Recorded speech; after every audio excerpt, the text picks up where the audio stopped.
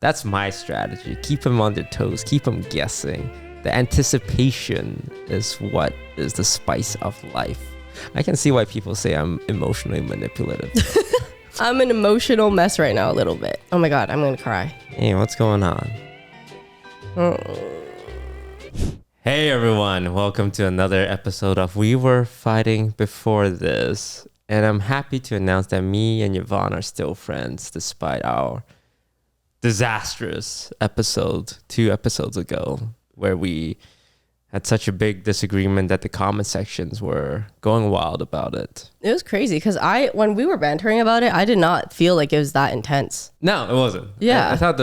I thought the conversation was very interesting, like the whole idea of the business class and the special lounge, and like, would you give up your seat to go hang with your friends? And I think the one thing that, people, it's funny because I saw all the comments, they were like, this week I'm on Toast side.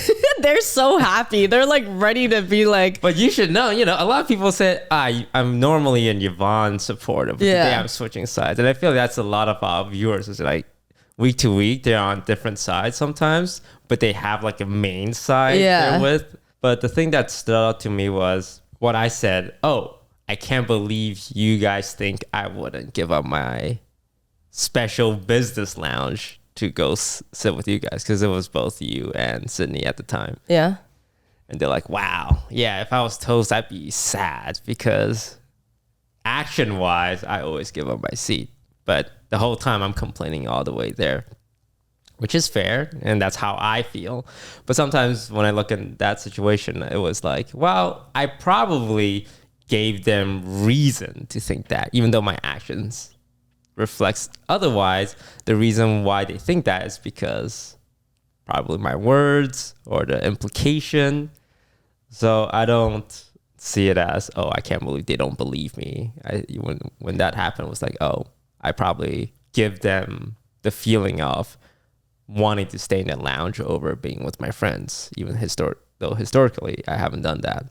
Well, I think like it was interesting because I look back and it's like we just were on completely different wavelengths. You were saying like for you, leaving the lounge is like kind of like showing that you're a good friend. And like a way to like demonstrate, like if I leave the lounge, like when will I ever not like as not like a demonstration? I don't even think that's the right word, but it's like that was like equal to you being a good friend, leaving the lounge. And to me, I'm like, you don't need to prove yourself to be a good friend to me if you leave a lounge or not. That's like the least problematic thing you could do. You paid a premium for your business class. You should be able to enjoy the lounge if you want. I would never be like, wow, you didn't leave the lounge for me, like, and actually be mad. But the thing is, like, I actually thought it was more healthier that I was like, no, if you actually felt like you want to be in the lounge that day, be in the lounge.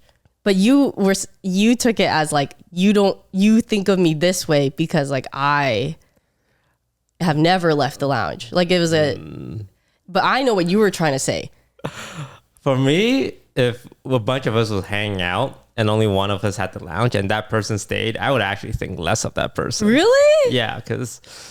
But you like lounges. Me knowing you like lounges... I like lounges, but not more than I like all of us being together. Okay, I don't like lounges that much because there are certain lounges. I'm going to sound really out of touch, but that ship has long sailed. I used to fly economy all the time, and I was okay with that. And then I discovered lounges, but lounges aren't like this crazy expensive thing. If you pay $40, you get into a lounge. No, they're really nice. So like I got my Amex Plat and I go into lounges now. I want to go to a lounge every time if I can too. And it's just a place with seats and a table and there's food there. Food and drinks. Yeah. Yeah. It's not Wagyu. It's not sushi. It's like potatoes, scrambled eggs. Always scrambled eggs. But if all of us are hanging out, it's kind of like, you travel with your friends, you want to do group stuff. Well, the way, see, we're going to hang out anyway on our trip. What's like a 30-minute hour difference? For me, airport hangout is actually pretty fun because you're like in the space and you're trying to fill time. So it's like you make small talk. People go on their phones. People go on their Steam Deck. I wouldn't judge someone too much. But if me, you, Scar, Sydney, Jody, John, we traveled together, and you were in the lounge and we were at Panda Express, Yeah. I'd be like, okay, look, I love Yvonne, so I wouldn't think twice of it. But it's like, come sit with us and hang out. So that's how I felt that's why when people feel like I wouldn't leave the lounge, it's kind of like my own bias. Like only a bad person wouldn't leave a lounge. So if they think I wouldn't leave this lounge, do they think I'm a bad person? Even though I've always left the lounge, I put meaning into that. The way I see it, you've been like, I mean, I don't think even if it honestly weren't even you, if somebody else were like, I'm going to stay in the lounge, you'd be like, cool. Cause I don't like forcing people I want people to just do what they want to do. That's more the thing you've done. And then especially if it's you, like leaving a lounge for me is not like the greatest indicator of you being a good friend to me. God forbid. Like you've showed up for me how many more times? Like I would not give a shit if you left the lounge or not. Yeah, I think it would have been fine. And for the most part, like we were just joking 2 weeks ago. Like it's part of the podcast. It is. We take were a small arguing thing and we blow it up and like we make mountains out of molehills. Yeah, well, I think it's fun. It's kind of like a fun dynamic that I like that we have. But I would hope that like you allow us to have the fun dynamic sometimes and not like make it too serious. Because I want to keep doing the fun part of it. And sometimes reading the comments is like not fun. Oh, it's not fun when it's against you. You know how many comments I have to read every week? You should tell them if there's. I don't agree with any of the mean ones that are towards you. Hey, by the way, that's no fun though. You know what? If I'm just me, it's like no one wants to watch that podcast. They want to see some outrageous thing. But for the most part, it's still me. It's just dialed up to 100%. Yeah, but I want to say like let it be a little outrageous and like make jokes out of it or be like hee hee ha ha, not like oh. You guys are gonna, your relationship is toxic, XYZ, whatever the heck. Well, you know, there were some comments that you can listen to, like being too mean to me. And do you feel that way? Just like, I'm not gonna use this as my soapbox, but there was some comments there about like how you should probably be nicer to me every now and then that I think, you know, maybe if you want to take it too hard, I'm not gonna be against it. Hey, listen, man, if that's what the fuck are you doing? Hey, I said it before. If that is actually what you want, I would do it because that's your feelings. I don't care that much about what other people think. I care about what you think. Being nice to me, that'd be weird. It would be like my parents showing me love. I'm not comfortable with that. Well, that's how I feel. But I only want to be in this safe spot where it's fun and not where it hurts either of our feelings. Yvonne, you can't hurt my feelings. I can. You can't hurt my feelings. I think something we can bring up is we don't want to 2v1 you or make you feel like you're not validated. And I feel like... Why are you laughing at me? Yeah, we're being... No, you guys are being super nice. And it's like... His body reaction is just like, oh. I feel bad that you guys are doing this. No. We just want to make sure you're validated. Yeah. And like, you know, we want to make sure, even from last week's podcast or anything else that we recorded, that you feel safe. So like you guys are being like, apologize to him right fucking now. I would say my tolerance is pretty high, and I also don't think you guys go too far. I mean, I think it's also a fun dynamic because there's a lot of our topics that are very like men's perspective versus women's perspective, and obviously there's pushback, and it's always in fun. And like, you know, Chelsea gives her take, normally siding with Yvonne, because I'll be honest, my takes are kind of wild sometimes. But I think it's really funny when the times I say something and Chelsea is like, oh yeah, no, I'm going to go with Toast on this one. And that's when people know like, oh, Yvonne's really saying something crazy. But I do appreciate... She's like, what? I appreciate the, you know, concern, and I trust you guys a lot. I will say something. It's like, ooh, this does feel like too much of a 2v1. But... you know, from over a decade of doing this, I think the line for me is really far along. Like it really takes a lot. to make me feel like, oh, too far. Like if I'm having a bad day, sometimes I'll say it, but I felt it was fine. Like when I read the comments, it's like, oh, I think they're just concerned for me, and I appreciate all the comments saying like, oh, Toast is getting ganged up on, but I trust these girls so much, and if there are issues, I'm happy to say it. But that being said, always, to the viewers, always jump in and pick a side. I think that's what makes it fun. Don't feel like, oh, whoa. Now he's like trying to stir it up again. It's like, do it in good fun. Like say, I'm on Toast's side. I'm on Yvonne's side. But an essay like, oh, why one of us is a horrible friend. Yeah, like a whole analysis on it. That's what I mean. Like, I think it's fine even if you call me a gaslighter, like call me a gaslighter in like a funny way or other things. It's totally fine. It's all in fun of the podcast. Like, I don't want Toast to be the only one feeling like he's also like ragged on all the time. But I just think like if it gets too serious and it's no longer fun, it feels very like extra level of parasocial or other things. It's like, I think our relationship is I really love our friendship, and of course it has flaws, but I like and sometimes it's fun because we get to like make fun of those flaws. So we should like be allowed to do that. What's your view on all of this, Chelsea? Like, have you had an experience like this where a lot of people are commentating about you, about something you're on, something you're working on, giving their opinions? No. People love Chelsea. Mm-hmm. Yes, thank you. She's like, but you're very well loved. No, it's interesting reading the comments. I think just want everyone to be nice. I see Toast and Yvonne come in, even pre-Patreon, like the pre-fight, and you guys are just good friends. I think banter is part of your nature, and I would want a friendship like this. And I think I'm always here like trying to feel like if this is going to go too far, if it's not. And like I listened to this podcast like 4 times over, so it's fine. But I understand. When I did watch it back, because I did watch it back, I did talk to Yvonne. I was like, we do need to validate him. I don't want it to feel like a 2v1. I want it to make it feel like, again, this is a safe environment, not so biased over here. But then I did say, like, if you say something crazy, like out of pocket, there's no way I can agree with you. Like, there's no way, like, I'm not gonna have a reaction. But I anything that like has to do with kind of like how Toast feels, like I am down for. I'm always like open, like want to see that. But okay, something that did bother me was when they said, some people were saying that like my standards were too high and that it was a unicorn. And I was like, do they not get, I feel like they don't get when you are saying that a unicorn is because the bar is low, and that what I'm asking for in a unicorn is like in the midst of like low bar.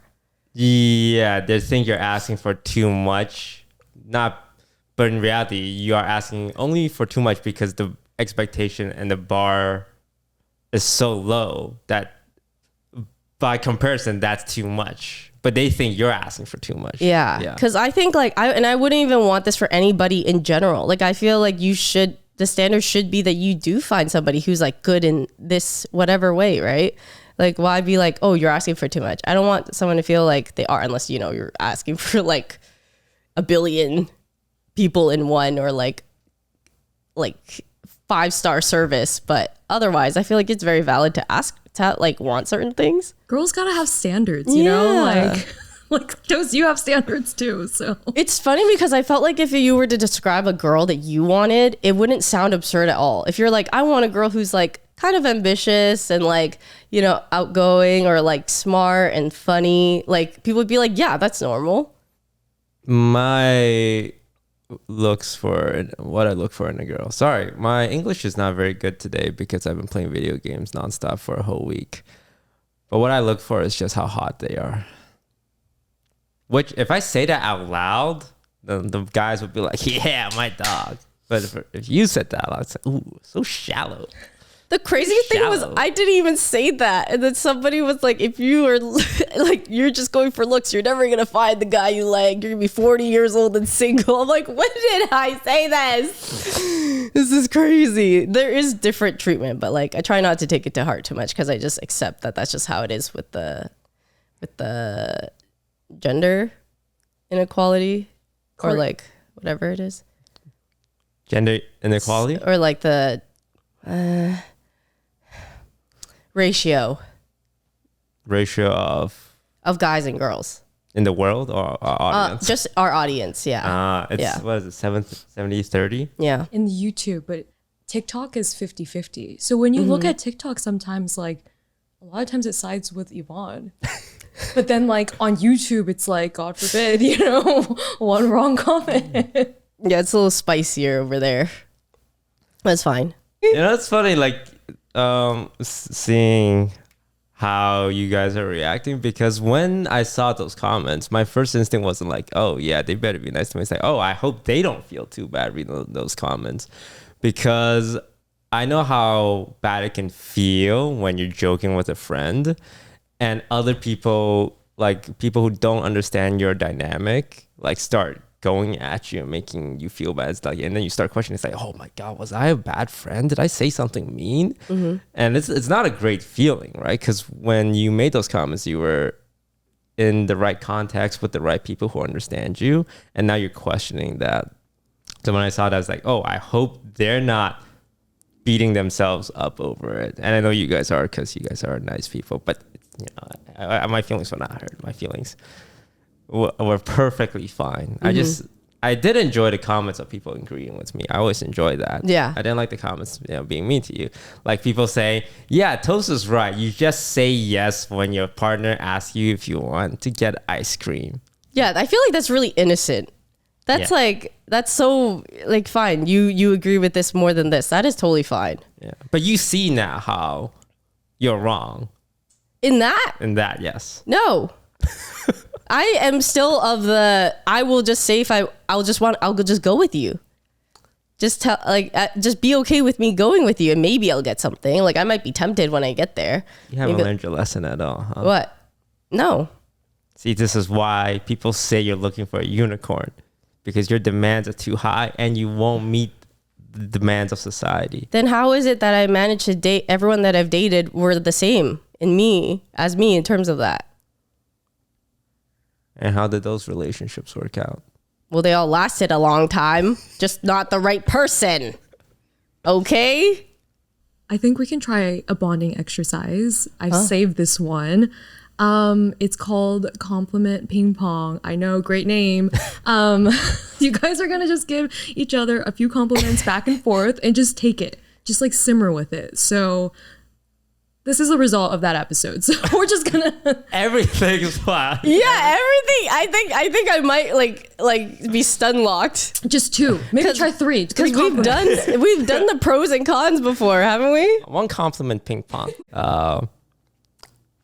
I think you've grown into an amazing content creator, one that everyone wants to be around, and you're always on the top of the list for a lot of people when it comes to creating content.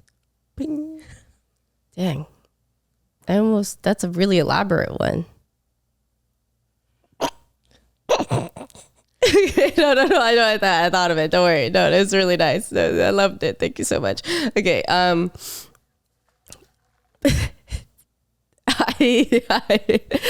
sorry, it's stud locked. We can edit this, right? Yeah, perfect. Keep it in. Keep in how long it takes for her to say one. Corey gets confused when you say this. Like, he literally gets confused. Keep it in. Okay. This whole section is just gonna be silent. Okay, no, I got it. Hey, you have grown to have really good empathy and self-awareness over the years, seeing it develop, and your continuous openness for improvement and wanting to be like a good friend or SO or anything has been wonderful to see. Do most people, I feel like most people do that. I mean, thank you for the compliment, but Most people do what? like grow and try and be better. Oh, you'd be surprised. Oh my God, I'm going to cry. Because you gave me a compliment. No. I'm an emotional mess right now a little bit. Hey, what's going on? You can let it out. It's healthy. I've regressed, and I feel like the awful friend who's talked to their girlfriends like a billion times about this person already, and they're tired of hearing it from me, and I'm tired of being this person. Oh, is it like about a boy? Yes. Oh, can I ask what makes it so sad? Let it out. It's healthy. It's good. Combination of a couple things. One is like feeling regression. The feeling of regression, I really don't like. And I know that feelings are supposed to like you make progress, and then of course it like comes in waves with all that. But I think I'm tired of regressing when it comes to like this. And then also like it's like the feeling of like, ugh, I don't want to put my friends through this again. And then also the actual feelings itself.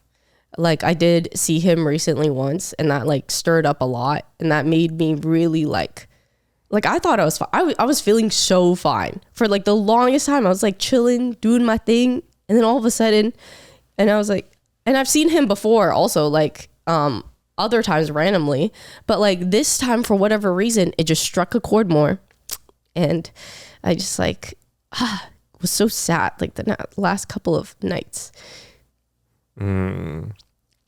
So a big part is you're upset at yourself for feeling this way, for like letting it affect you this much. I think so. There's like a part of like shame that comes along with it for whatever reason, that I like have to bring this up. Not that I have to, but that like I don't even want to talk to my friends anymore about it at this point, because I feel like they're tired of hearing it. You know, as someone who, yeah, I wouldn't say it, been in on and off relationships, and you've seen it from the side as a friend. Like if I ever talk about it, do you ever go like, oh God, he's talking about it again?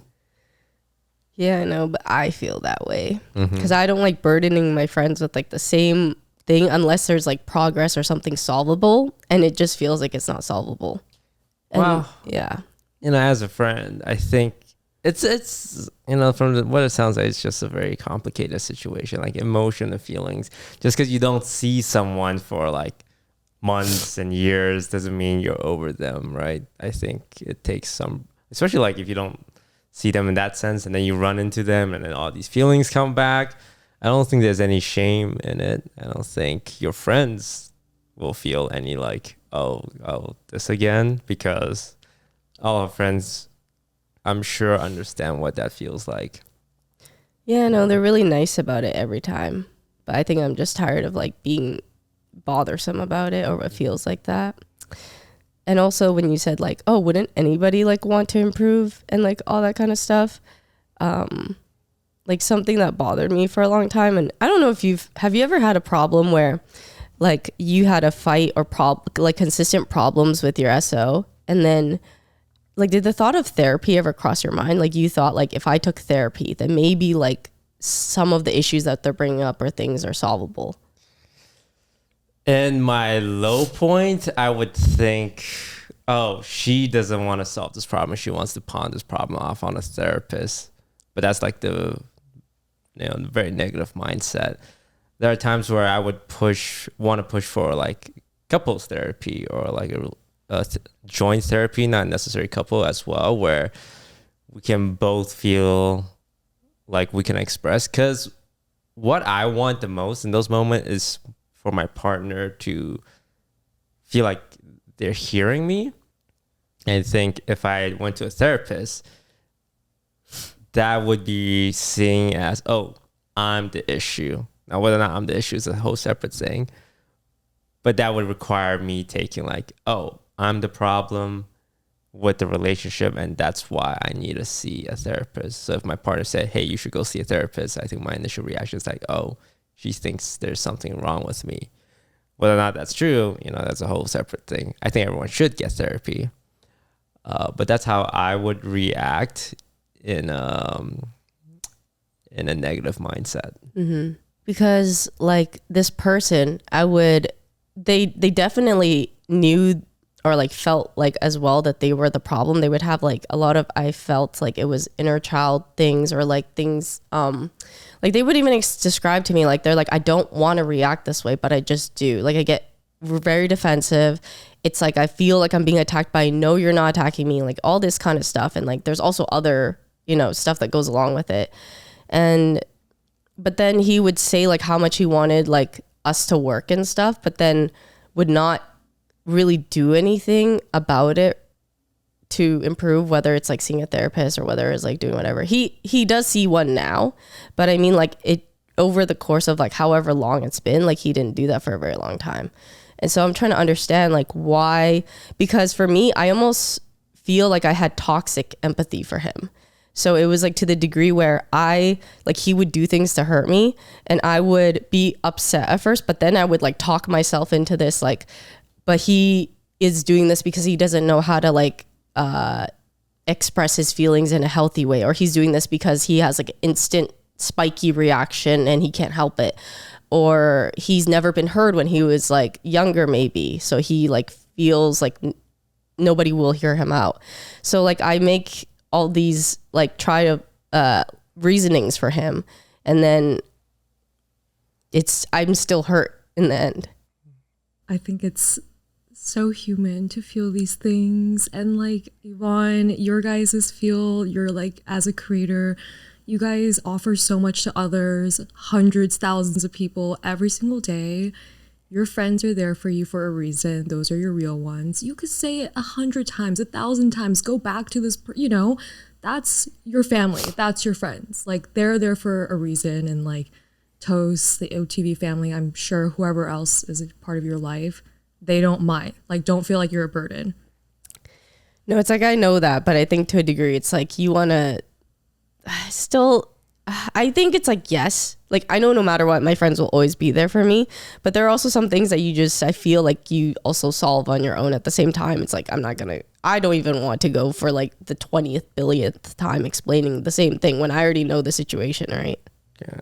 If you could have it your way, like Burger King, would you want to just like lose these feelings and get over this situation?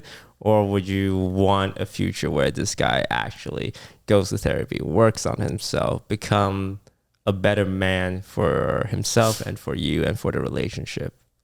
I think we have some natural incompatibilities. I think even if he were to do all those things, but like I think that would help tremendously. Like I think the biggust thing is feeling like seen, I think, and I don't feel like very seen, but I think that would make a huge difference. But the problem is I just don't think that's not realistic at all. Even if you were to give me like a magic wand, if you were to give me a magic wand, then yeah, then I would, because I don't really want to look for somebody else. I'm like tired and like blah blah and all these things, and I still like this person in like other ways.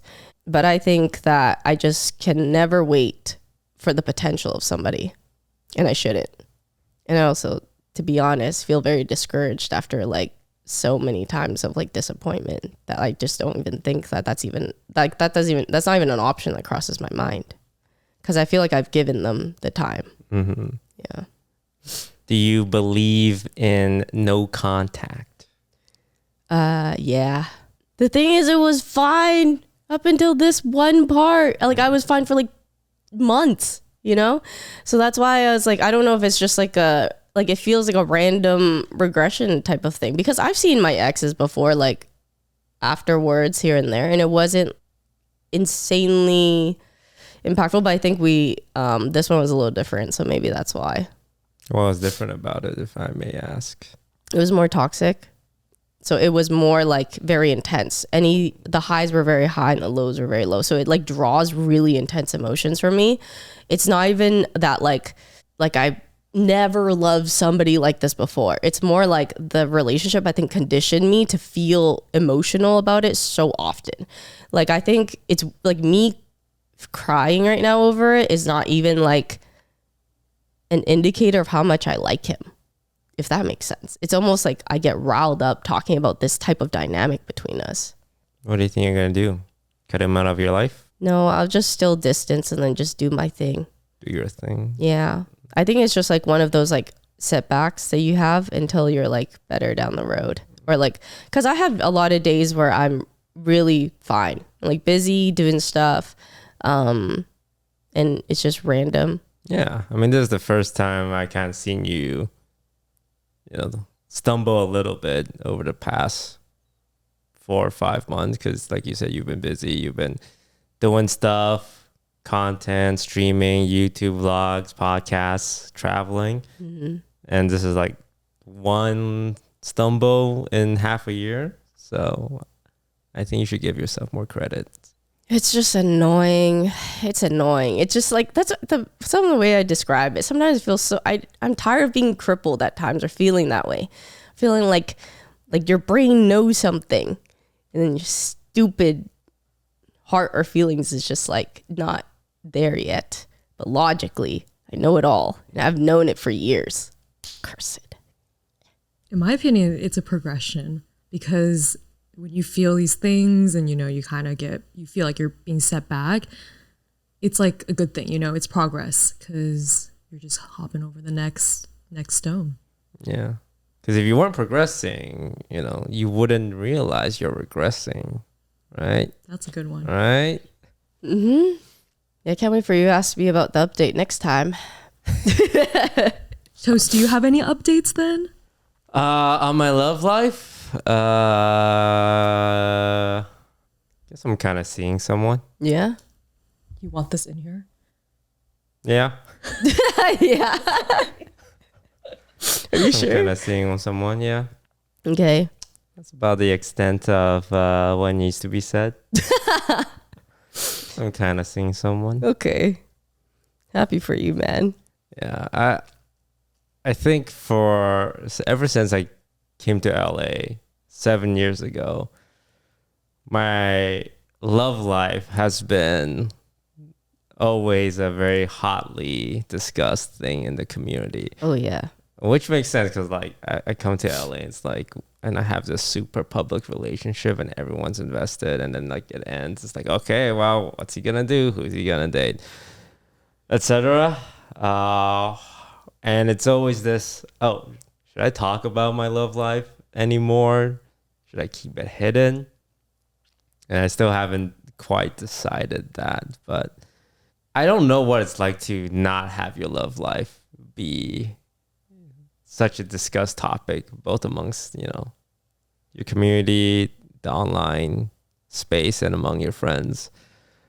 So I have this very weird dynamic with, my being public with my relationships, or being private with it, or just trying to experience it as a relatively normal person. But I think I am comfortable saying, yeah, I'm kind of seeing someone. You know what I think it is? What? I think it's because I'm just an average guy. So I'm super relatable to a lot of like the guy viewers. It's like, Toast, he's just like me for real. He's an introverted gamer who is shy and socially awkward around women. I need to know what he can achieve, so I know what my ceiling is. Hey, is that true? I just want to know. Is that what you guys think? You guys think like we're just like Toast? Is that what it is? I like to think I'm a pretty relatable guy up until I have too much money. What the hell? Up until that point. What the hell? It's like, I can see this guy, being in my position. I can be someone like him. But it's not true. I'm very different from all of you, unfortunately. If you could, Toast, if you could give some advice to your viewers for dating, what would you give to them? And then Oh boy. It's such a hard balance, because I'm still trying to figure it out. There's this discussion between like the performative man. This meme that's on TikTok where it's a guy with a labubu drinking matcha, reading feminist rights. Yeah. Right. And people poke fun of that. Yeah. Because it's a guy who leans way too, I guess, feminine energy. I don't know how to describe it, but it's like you're appealing to what you think a woman wants, which is like you're catering when it's not really you. I think is more so when you're putting on more like it's literally like a performance more so because you're trying to like reel one in. But there's guys I know who just freaking love matcha. Like and it's just like they're not being performative. There's like I just like it, and now they're being called performative men. It's how would I say it? It also depends on your age. Like if you're a teenager, how you act is gonna be so different from, because I'm in my 30s. I'm kind of old, and it's very different because it's easier to not care about, like, if a girl doesn't like you, it's like, okay, Yeah. I'll look for someone else. But when you're a teenager in your high school and you have a crush on a girl, it's like, Oh yeah, oh, she shatter doesn't you. like me. Oh no, the love of my life. Like, how I need her to like me. Yeah. But it's this idea that someone said this. I read a book. I was reading books until You read books? Audiobooks. You got me. I mean, that's still a book.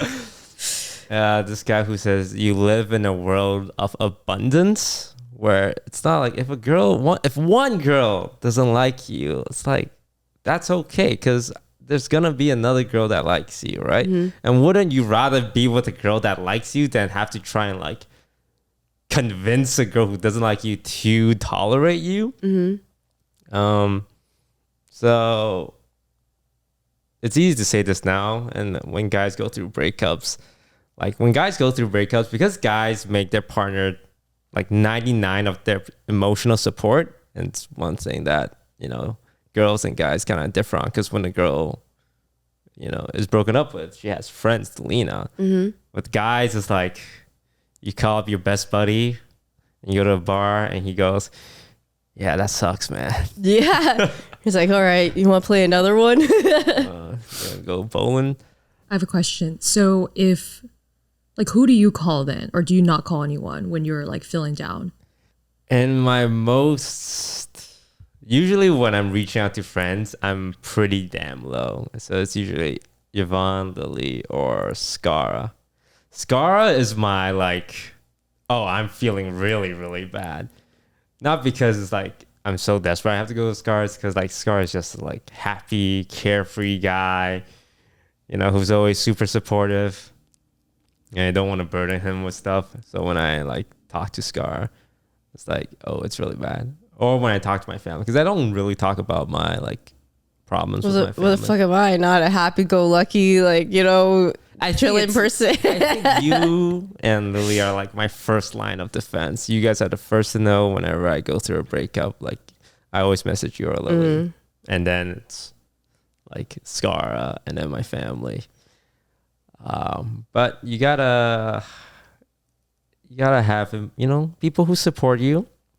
So for guys, being yourself is important. And I know it sounds kind of cringe and all, but just be in a relationship where it's easy, just because it's hard doesn't mean it's good. A lot of people are convinced it's like, oh God, I gotta work this hard because it's worth it. It's like, well, why not choose a relationship where it's easy and great and it works out for both of you? Like, save yourself both a headache. Yeah. But I think guys and girls in love when they're young are always gonna make the same mistake. Whenever you go through breakup, people say, hey, go no contact. And you're like, okay, I'm gonna go no contact. Doesn't fucking work, because you're like, I'm gonna send this one message. Yeah. I'm gonna send this one message is gonna change the trajectory. And if I don't send this one message, then I'm gonna miss my chance at fixing all of this. But realistically, it's like, it's not. Yeah. Or like, I really want to tell them this thing is really cool. They would really want to know, or something. Like, it could be something stupid. I saw a funny TikTok that was like, my homie called his ex. I can't let him call his ex alone. I gotta call my ex too. And so the funny. thing is, even though people tell you not to send a message, you're gonna send that message, and you have to be okay with it. Don't feel bad about it, because you're always gonna send that message. You're always gonna send that message. You're not gonna get the response, and it's gonna make you feel so dumb. It's like, why did I send that message? But don't beat yourself up over it, because you are always going to send that message. It's a rite of passage to just like fumble, fall face flat. Like, throw your dignity out the window one last time. And when you do it, it's totally fine. And then that's when you go, okay, I'm actually going to go no contact. Yeah. But whatever you're going through, it's like, it's super normal. And just don't beat yourself up when you do feel like you made a mistake. Because you didn't. You're always going to make the mistakes you're going to make. Do you guys think that everyone in their life should go through one toxic relationship? Like experience one toxic ex? Like you go two routes, right? I want to say like to a degree. I don't want people to experience like, you know, like really intense like shit, but I think sometimes that just naturally happens. But I would say like I've been through the toxic relationships, and I think that you just, yeah, they make you appreciate like the good ones a lot, and also they teach you a lot, like a very good learning lessons. I don't think everyone needs to go through a toxic relationship. Yeah, I think it does give you perspective. Yeah. Like if you had a really good one and you have a bad one, it's like, oh, I had it good. Or you have a bad one, then you have a good one. Oh, I have it better. I think the word toxic there's such a wide range of it. Like, yeah. what considers toxic? What is a bad boyfriend or a bad girlfriend? And what is a toxic boyfriend, right? If there's anything physical, definitely horrible, toxic. Yeah. If it's two people arguing because they're frustrated, then it's like, well, is that toxic? It can be, it's also toxic for both people as well. I remember in one of my relationships, we broke up and she's like, oh, he was toxic and emotionally manipulative. And I was thinking like, I don't go out to be like, hey, I'm going to manipulate people. I think for me, it's like, I don't know what that means. I don't know what it is to be emotionally manipulative, because when I look back, it's like I'm trying to give my side, express my feelings, but I'm not very good at it. So sometimes I shut down, or I choose not to engage, or I get frustrated and I snap and say something rude. Yeah, I think it's really hard to define. It's kind of like the example that you gave before of like, if you get in a fight with your girlfriend and then you buy her flowers, and then it's like, well, is that like a manipulating thing because you're trying to like, maybe you're not addressing the issue and you're trying to make them happy through something else. But I could see how like in ways like that, you just don't know, but it could still be defined as manipulative. But like your intention is not that. You're just figuring it out. Like you're just an experience and you're trying to like go about navigating all this. And I think that people have, like, I've probably done the same in some way or matter as well. So I think it's just like doing your best, and like the improvement is really good. Like just wanting to at least like be more self-aware so that we're not doing these things. Even now I'm still learning like what counts as emotionally manipulative things to say, because I would be on TikTok and they were like, gaslight 101, here are all the things you should do. I'm like, shit, I do like half these things. It's like, am I? What, that you checked off the boxes? Yeah. And then I think about it, it's like, oh, that kind of makes sense. One example is like preconditioning people. Like if I'm with you and want you to go to an event or go to a party or do drugs or whatever, right? And say, hey, Yvonne, hey, I care about you. Yeah. I would never steer you wrong. Let's go like do some ketamine. Mm-hmm. And I wouldn't let anything happen to you, right? Mm-hmm. And then it doesn't become about the drug. It's because like, oh, you should trust me because I want what's best for you. So what I'm saying is true. And even though it doesn't seem like I'm trying to trick you, I just want you to do this thing. By Sounds like adding a scam. all these conditions of like, oh, you trust me, right? If you don't do this, that means you don't trust me. Yeah. And it's like something about our relationship and stuff that, hey, you want to do drugs or not? I used to do that, not because I was trying to trick people, it's because I was trying to convince them to do something that I know it's going to be good for them. It wasn't ketamine, for the record. But by framing it like that, it also adds this layer of, this is about our friendship now. This is about our trust. So it's small things like that people don't think about. It's like, I don't see it as that way. That you don't know you're doing it until someone explains to you why that might be a little manipulative is such a strong word. A little disingenuous. Something that really bothered me that a guy did was whenever there would be times where we would argue, and then he'd be like, well, wow, it's like I've never like done this before, or I've never been good before, and he would say it like that, and that would bother me because I'm like, I'm not talking about all the other times you've been good. I'm talking about this time that like this issue is bothering me. And then like, but you're trying to bring up like what these other things as like a cushion that you've done in the past are good. If anything, like the thing you've done in good standing is why I'm having a conversation with you and why I want to work things out. But you're using it almost as like I can't even be upset at you because you've done like, so is it supposed to outratio? Like you've done 20 good things to one, right? But that's not how it works. Yeah. Like it's not how you want to upkeep like a relationship, or if you want to like make it good and have it long lasting. Yeah, I can definitely see that. I think what nice guys do is nice guys pride themselves a lot on being nice. So when you say, oh, you did something that hurt my feelings, it really bothers them because it's like, but what about all the times I was nice or it was good? Are you implying that I'm not a good person? But it's not about that. It's like good people can do like one bad thing. And I fought with one of my partners in the past a lot where I would always try to explain like, it is possible for a good person to say something mean, accidentally say something rude without meaning to, and that's okay. It's okay for you to hurt my feelings. What's not okay is like when I bring it up, then it becomes this big fight of like, no, I didn't try and hurt. I didn't hurt your feelings because that would imply I'm a bad person. But it's not about that. You're still a good person, and you just said something that hurt my feelings, and all I need from you is like, hey, sorry that happened, didn't mean it, apologize or validate my feelings. It's not about you, right? It's about what you said. I forgot why we were on this topic. Bro, my brain is just, I know. It's mush. Yo, low-key, me too. I'm on 2 hours of sleep. Okay, when was the last, we're going to switch topics. When was the last time you guys got drunk? Separately and then with each other. Oh, drunk? Oh, had a club like 2 weeks ago. Oh. What were you doing there? Just hanging out with friends. We wanted to go out. But I didn't, it was, I don't know. I don't drink. I don't have to drink that much to get drunk. But that night I just kept taking shot after shot and I still was feeling okay. Like I'm buzzed or like whatever. But like, I don't like that. I don't like having to drink so much. So I just stopped at some point because I'm like, I'm not getting drunk enough for this. I got a little drunk on wine at Broden's dinner with his parents. Oh. Yvonne was there. Yeah. Next to me. Just had one glass.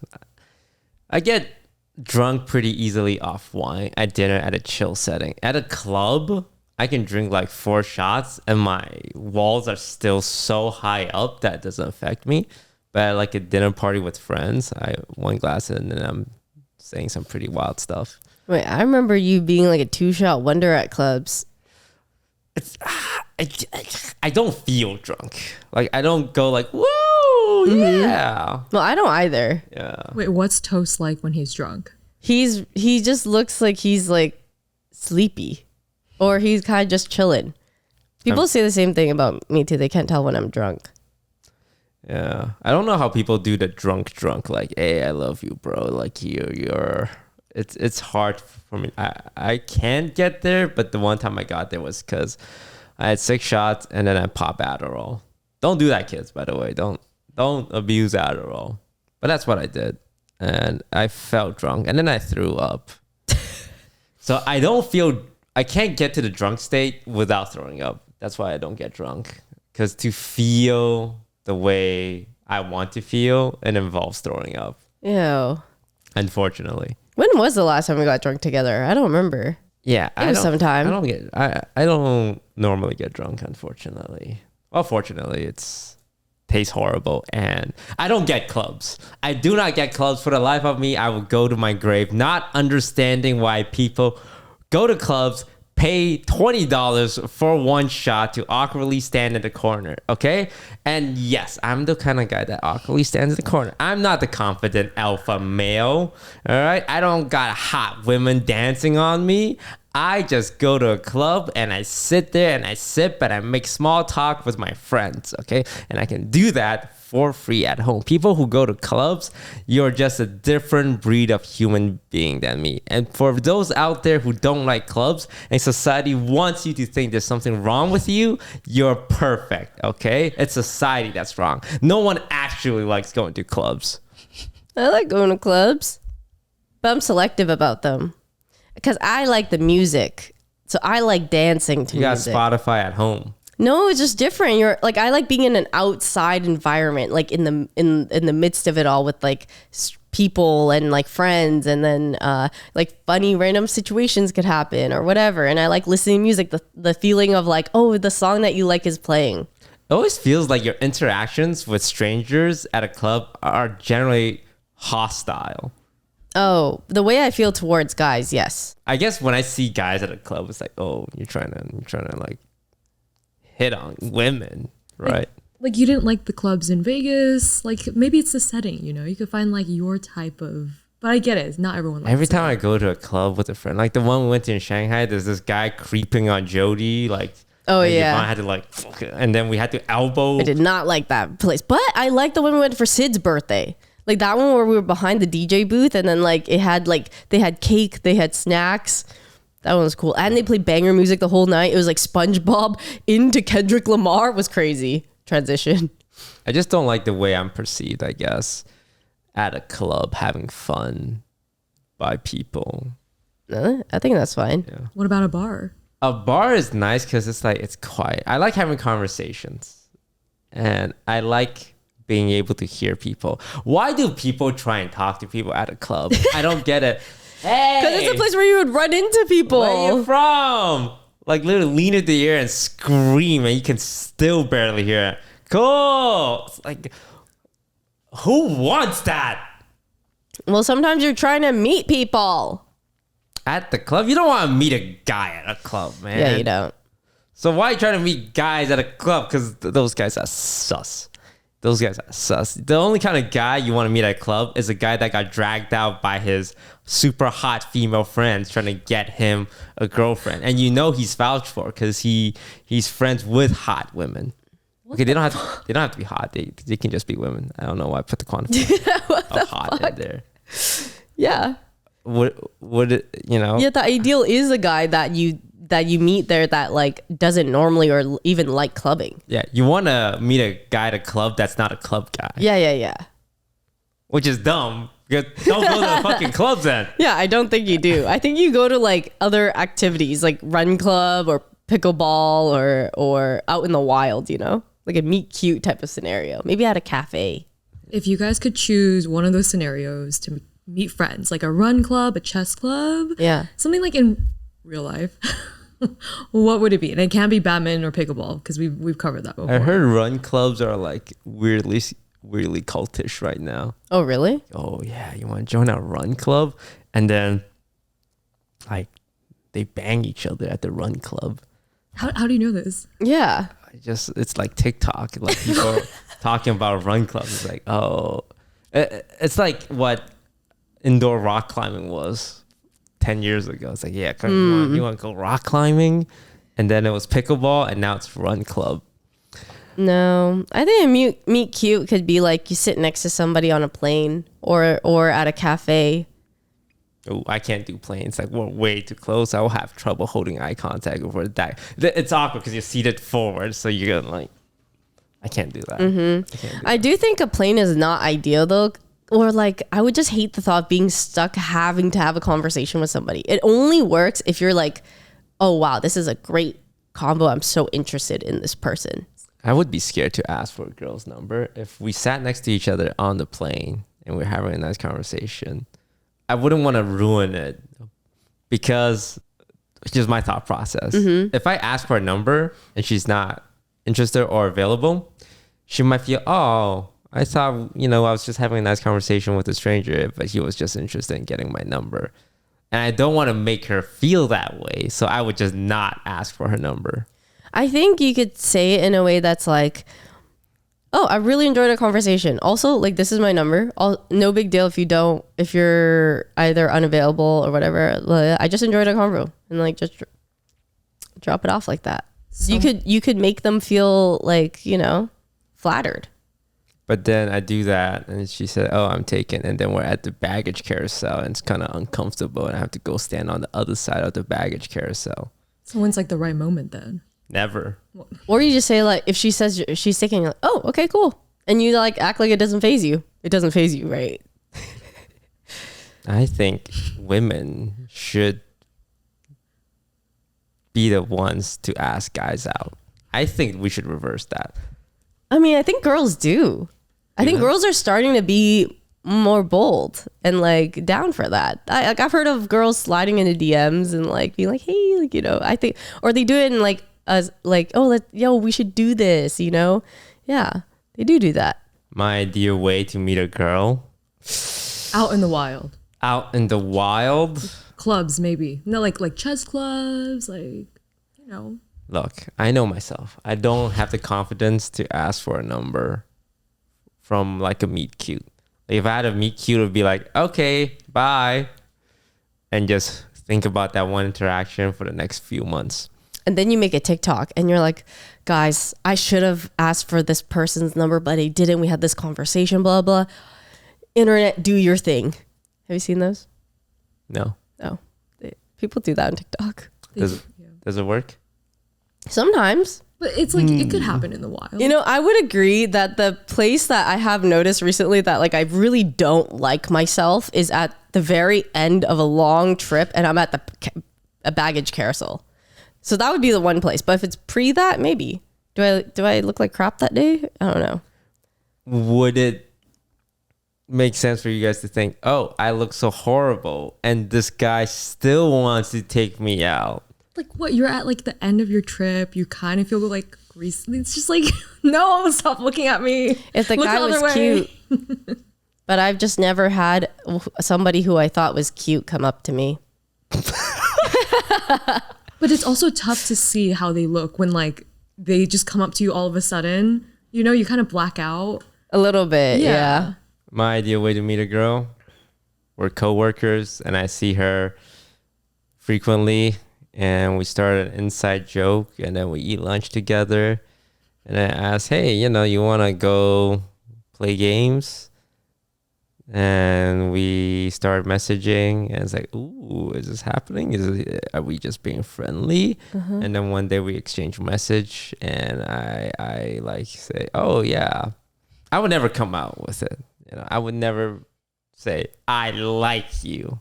Uh-huh. I would say something like, oh, I just enjoy spending time with you, and gets her thinking like, oh, well, that's a very nice thing to say as a friend, but it's also a sprinkle of romantic possibility. It's like a hint, like it could be. Yeah, that's my strategy. Keep them on their toes, keep them guessing. The anticipation is what is the spice of life. I can see why people say I'm emotionally manipulative. Okay, then at what point are you going to tell them that you like them? How have you told girls that you like them before? Once they're on the hook, it's like fishing. But how do you know they're on the hook? Yeah. Oh, I know when they're on the hook. It's like I always see it as like a game of tennis. It's like you bounce the ball back and forth. Sometimes you hit it a little hard and it's like, okay, did they return it at the same strength or did they cool off? Is it even harder? It's like boing, boing, boing. I think I'm really bad at that. I think guys might think that I don't like them because I return it with like half strength or maybe like just a little bop. Well, do you like them? I think there are times that I have and it was boop. Now then you fumbled.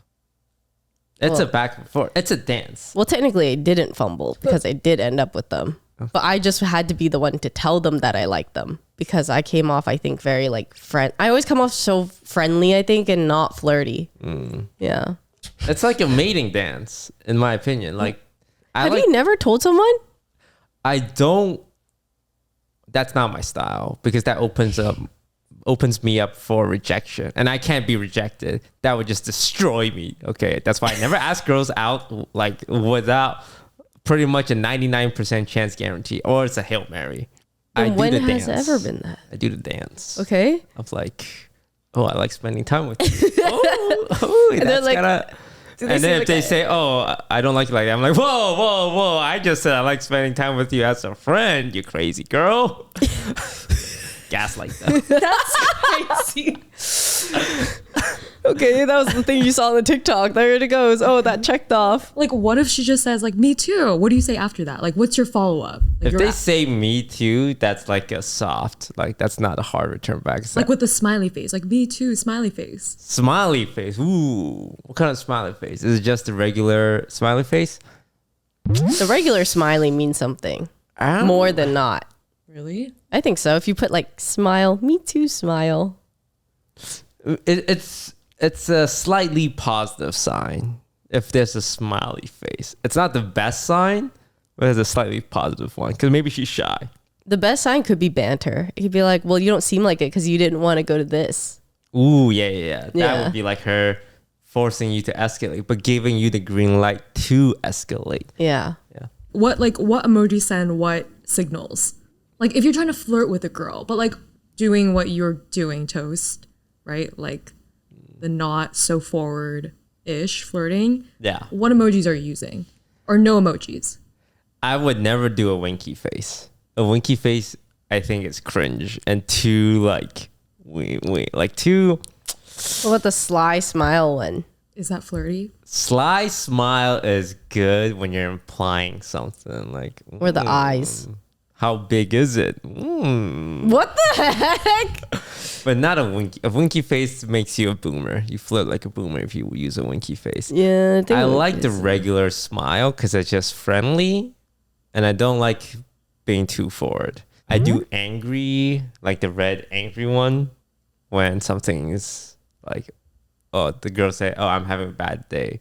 I'll go like, oh, well, what's making you upset? I'll go beat him up. I think the blushing one, the one that's like, ooh, is like very, flirty. Oh, the eyes wide open one with the slight blush. Yeah, Is yeah, that the one you're talking about? Yeah. Like okay. Yeah, that like one's someone good. compliments you, you're like, oh, thanks. Oh. And you're like blushing. That's a good one because it's Yeah. like, oh, what you said, I like that, but it's so surprising. Oh, I'm like stunned. Eggplant water emoji. But then what do you follow up with, Like The hot emoji. Like the guy with the tongue out, like, Yeah. is that how you flirt, Yvonne? Because that's way past flirting. You're getting borderline. Yeah, that's different That's flirting. like booty call. Yeah, that's different flirting. Who would do that? Yeah, I like soft. Will they, won't they flirting. But the smiley face is my go-to. I also use it in my everyday. When I talk to Yvonne, I think half my emojis are. He uses sarcastically to me. Yeah, I'm like having a good day, send, and then just a smiley face, send when I know she's having a bad day. I know. I've seen that. Yeah, see? Yeah, I've She's seen seen that in our comments. He's like provoking a little bit. He's like, like, Yeah. I remember when that episode where people were commenting on came out, I'm like, hey, read the comments, smiley face. Yeah.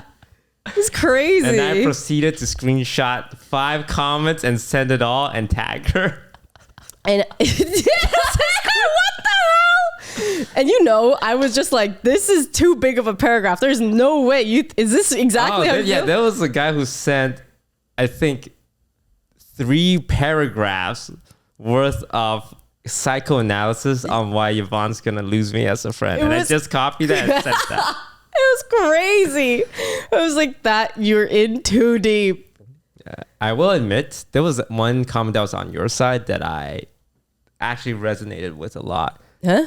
It was a girl, even though Toast didn't want people to like assume he would behave differently despite his past action, he's also the kind of guy that always is sarcastic and does not say what he means, does not make it obvious, and it's always on his friends to constantly guess, like, oh, is he being serious? Is he joking?